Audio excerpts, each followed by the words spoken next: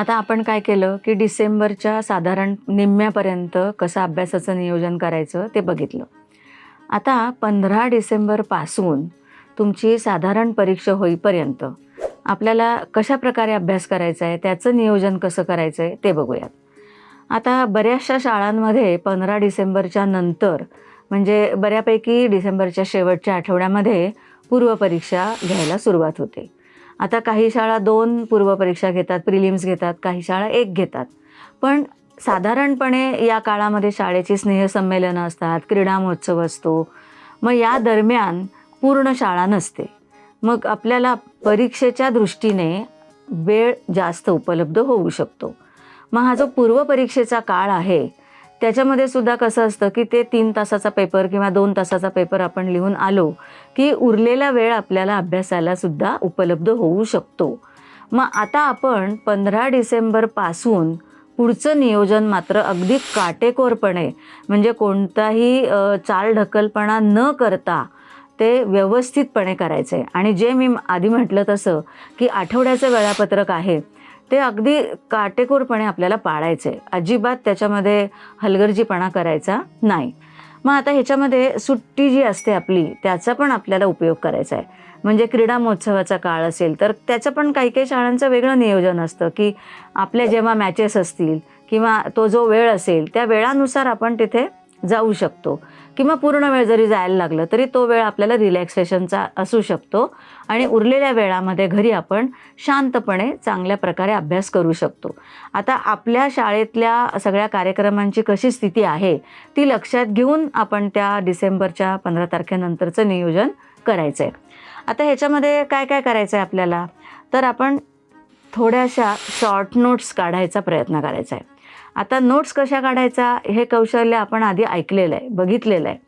त्याचाच उपयोग आपल्याला इथे पुन्हा एकदा करायचा आहे. जर आपण आधी त्या छानपणे काढल्या असतील, तर आत्ता आपल्याला त्या वेगळ्या काढायची गरज नाही आहे. ते पान आपल्यापुढे ठेवायचं आहे आणि त्याच्यानुसार एक आपण जसं म्हणतो की नाही, की आपल्या डोळ्यापुढे आपल्या त्या प्रकरणाचं चित्र उभं राहिलं पाहिजे.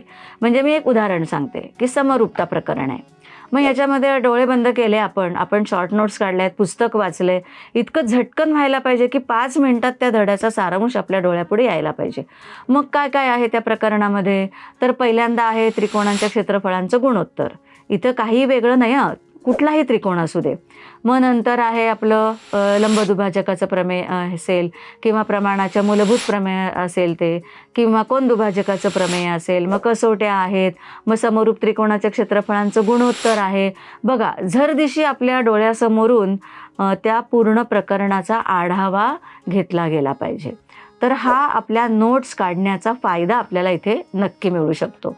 आणि चुकून एखाद्या प्रकरणाच्या नोट्स काढायच्या राहिल्या असतील, तर त्या नोट्स आपण काढल्या पाहिजेत.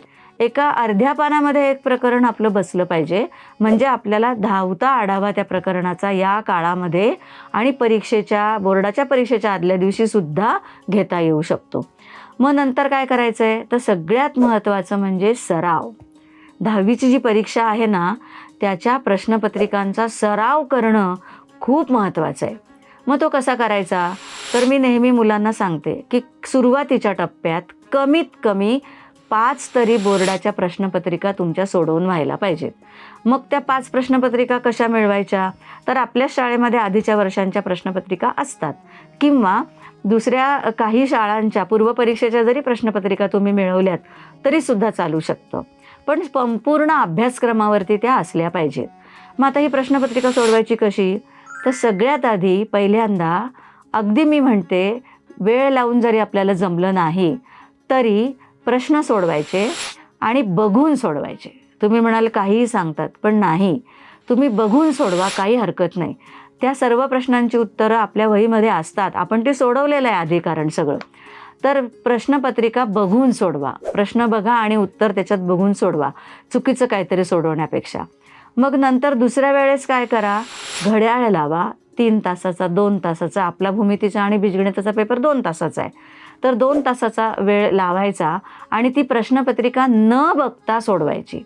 आणि 2 तास संपल्यानंतर जे आलेलं नाही आहे ना तुम्हाला त्याच्यातलं, ते वहीत बघायचं आहे, ते लगेच बघायचं. आपला 2 तासाचा वेळ संपला की आपण आढावा घ्यायचा की मला काय काय नाही आलेलं आहे. आणि तेच फक्त आपल्या वहीत बघून आपण ते पुन्हा सोडवायचे.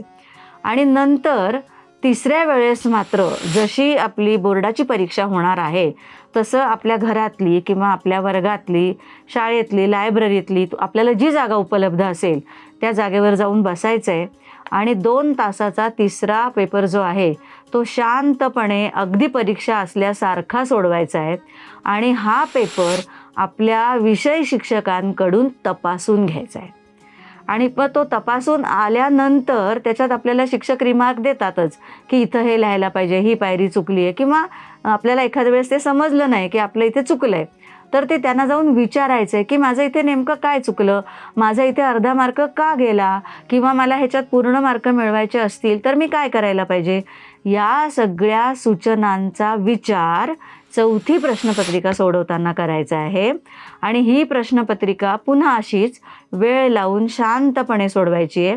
आणि ही प्रश्नपत्रिका आपल्या वर्ग शिक्षकांना, विषय शिक्षकांना विनंती करायची आहे की आपल्या परिसरामध्ये बोर्डाचे जे मॉडरेटर आहेत किंवा परीक्षक आहेत त्यांच्याकडून मला तपासून घ्यायची आहे. आणि मग त्यांच्याकडून आपण बोर्डाच्या परीक्षकांकडनं किंवा मॉडरेटरकडनं आपली प्रश्नपत्रिका जी लिहिलेली आहे आपण उत्तरपत्रिका ती तपासून आणायची आहे. आणि मग त्याच्यावरनं आपल्याला नक्की अंदाज येईल. ज्या कमतरता आहेत त्याच्यावरती भर द्यायचा आहे आणि जे चांगलं करू शकतो त्याचाही सराव आपण ठेवायचा आहे. मग तुम्ही म्हणाले ह्या झाल्या 4 प्रश्नपत्रिका, 5व्याचं काय करायचं आहे. तर 5वी प्रश्नपत्रिका आणि जमल्यास वेळ असल्यास ह्याच्या पुढच्या प्रश्नपत्रिका तोंडी सोडवायच्या आहेत. म्हणजे आपल्याकडे कागद आणि पेन घ्यायचे, प्रश्नपत्रिका घ्यायची आहे, प्रश्न वाचायचा आहे, तोंडी सोडवायचं आहे, तिथे कॅल्क्युलेशन करायचं आहे, उत्तरापर्यंत जायचं आहे. हार्डली तुम्ही 1 पाऊण तासामध्ये तो पेपर सोडवू शकता. तर या पद्धतीने तोंडी प्रश्नपत्रिका जर आपण सोडवल्या पुढे पुढे जाऊन तर आपल्याला सगळी सूत्र, ती उदाहरणं ही सुद्धा अगदी पाठ झाल्यासारखी होऊन जातात. म्हणजे कधी कधी काय होतं की उदाहरण वाचलं की आपल्याला लगेच लक्षात येतं की इथे काय करायचं आहे. हा त्या सगळ्या सरावाचा परिणाम असतो की जो खूप महत्त्वाचा असतो. प्रत्यक्ष बोर्डाच्या परीक्षेच्या वेळेस आपल्याला कुठल्याही प्रकारचा ताण येत नाही, टेन्शन येत नाही की मी आता हे कसं सोडवू, हा मी बघितलाच नाही प्रश्न.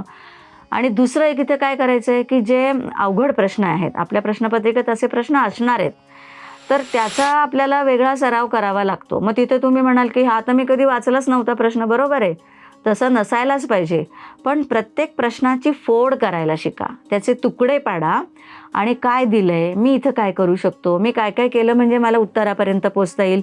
हा जो तर्कसंगत विचार आहे ना, की जो भूमिती विषयाचा गाभा आहे तो तिथे आपल्याला वापरायचा आहे. तो आपल्याला आपल्या आकलनातनं आणि आपण जो सराव करतो त्याच्यातनं मिळणार आहे. मग या पद्धतीने जर आपण सोडवल्या प्रश्नपत्रिका तर अशा 10ही जरी प्रश्नपत्रिका तुम्ही सोडवल्या तरी तुम्हाला अगदी त्याचा सराव होऊन जाईल. वेगळं काही करण्याची गरज भासणार नाही. मी नेहमी मुलांना म्हणते की 10 सोडवा, पण ठीक आहे 10 नाही सोडवल्या तरी 5 तरी प्रश्नपत्रिका तुम्ही किमान सोडवा. जेवढ्या प्रश्नपत्रिका तुम्ही जास्त सोडवाल, जेवढा सराव तुम्ही जास्त कराल, तेवढे नक्कीच तुम्हाला बोर्डाच्या परीक्षेमध्ये जास्त गुण मिळतील. अगदी पैकीच्या पैकी गुण मिळण्यासाठी सुद्धा या सगळ्याचा आपल्याला खूप उपयोग होणार आहे. तर नक्की असा सराव करा, म्हणजे परीक्षेच्या वेळेस तुम्हाला ताण येणार नाही. आणि प्रत्यक्ष परीक्षेच्या वेळेस काय काय करायचे ते आपण पुढे बघूयात.